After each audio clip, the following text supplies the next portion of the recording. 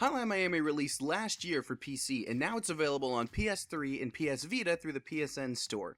At its core, Hotline Miami is a twin-stick shooter, but it's got so much more to it. Certainly, there's a wonderful soundtrack and there's some gorgeous visuals here, but there's so much more to it than just twin-stick mechanics. You can pick up weapons, you can lock on to enemies, you can use enemies as human shields, you can fire through glass. The mechanics of this game evolve from being a simple twin-stick shooter early on. There's a wide range of weapons that you can pick up. You've got your knives, you've got your baseball bats, you've got your SMGs, and of course you can unlock more of these as you progress. And as you play, you realize there are a lot of differences to the way these weapons play, and that's very important in a game like this because as you play, you're going to develop your own play style. Some players are going to go through very stealthy, they're going to avoid detection. Some players are going to go through with guns and just not care who they alert and just blow the heads off of everybody. But really, that's one of the beauties here with Hotline Miami is that you will find your own play style, and the game is able to adapt to that.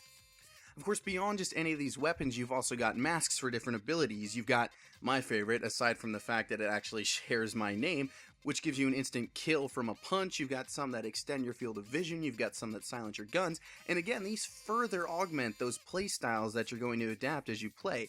Of course, the other thing that must be pointed out is the game's difficulty. This was an infamous part of it when it first released, and the difficulty is certainly retained here for this PlayStation release.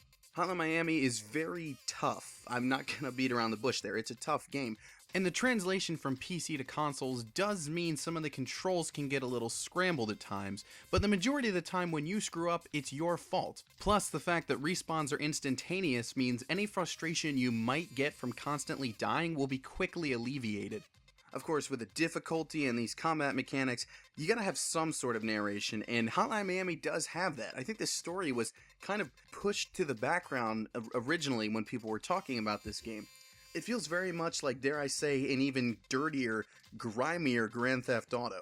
As you progress with this unnamed protagonist, although a lot of people just refer to him as Jacket, you really do learn a lot about this world. You learn a lot about these places and these strange missions that you're being sent on. And in fact, Jacket's progress as a killer is a perfect parallel to you as the player when you start this game. When you begin, it's going to be very difficult to set up combos. You're going to feel very scared about sneaking around corners. You're going to feel like you're just starting out. By the end of the game, not only has Jacket become this psycho killer, but you have too. You have learned to set up these combos. You have learned to just go guns blazing. You have learned to be generally just ballsier with your kills.